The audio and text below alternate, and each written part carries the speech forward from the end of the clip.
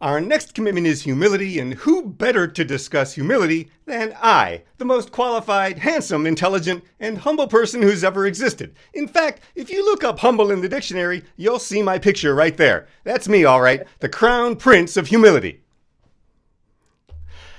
I hope you know that I'm joking, but I actually am worried that you don't, because we become so numb to constant public self-aggrandizing and buffoonery. Our public officials claim to be experts, even though they have no training in the fields for which they're now responsible. They've spent no time learning anything or listening to anyone, which is why we're in this current disaster. Listen, like many of our new government officials, I recently started a new job in a different industry where I have a massive amount of new concepts, insurance policies, and laws to learn. But I've been preparing for this position with education and licensing for 3 years. And even so, I still have so much to learn, and always will. This is true even for fields that I've been studying for decades. I think that I know a lot of stuff about a lot of stuff, but I also know that I don't know more than I know.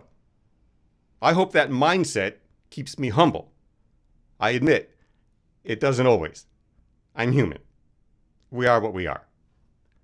Humility, though, is a fundamental spiritual principle. Jesus didn't run around Galilee bragging about how great he was. He consistently acted as a humble servant.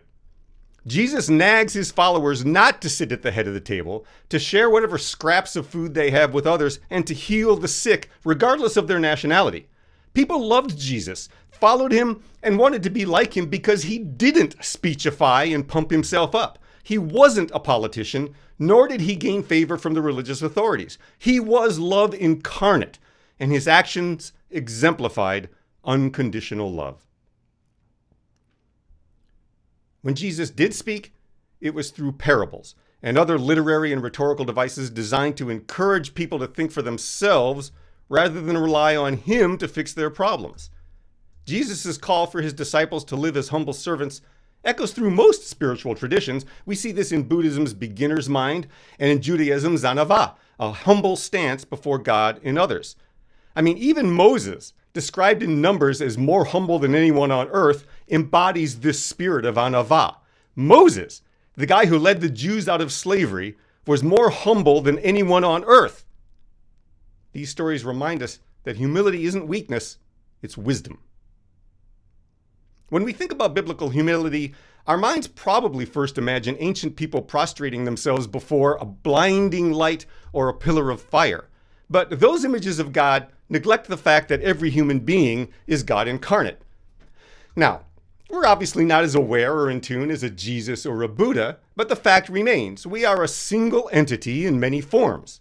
We should be humble toward one another, because in each other is where we find the face of God. Humility is a lifelong spiritual discipline. We'll never wake up one day and say, well, I'm humble now. It's a practice, like meditation, prayer, or learning to play the piano. Humility helps us see what needs to be done and then get out of the way. In every aspect of society, from education, healthcare, religion, and finance to geopolitics, humility allows us to create shared opportunities for growth. Without it, we become despots and sycophants, hellbent on destroying the world and calling it winning. Humility, in contrast, opens up like a lotus blossom. It lets us listen to stories that aren't our own, learn from the accomplishments and mistakes of ourselves and others, and collaborate across boundaries that used to seem insurmountable. Humility is uncomfortable. It asks us to release certainty and embrace vulnerability. But in that discomfort, we find connection. We realize that none of us individually has all the answers, which is exactly why we need each other.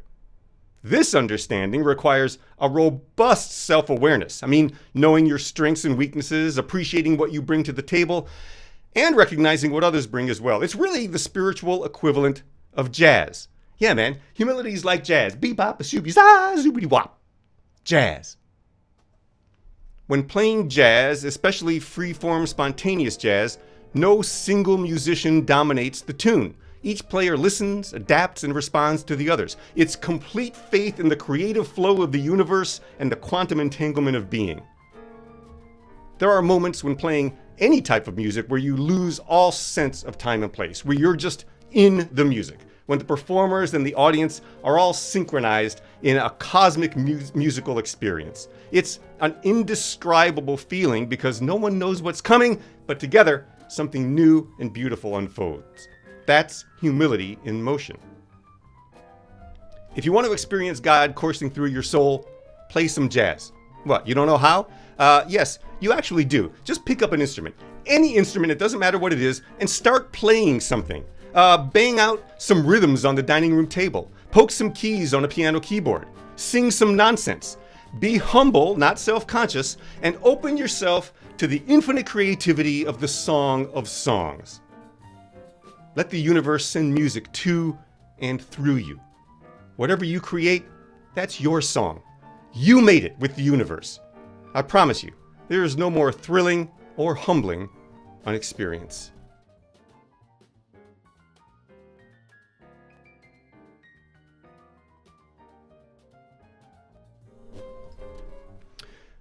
When we approach life with humility, we're like jazz musicians, open to surprise, willing to shift direction, and eager to let someone else's song inspire our own. Sometimes the most memorable moments come when we lie back, let the groove breathe, and trust the collective wisdom to carry us forward. When we practice humility in community, we foster spaces where genuine change can occur. Solutions are co-created, everyone's voice is valued, and our shared humanity takes center stage. Humility is a personal virtue, but a global necessity.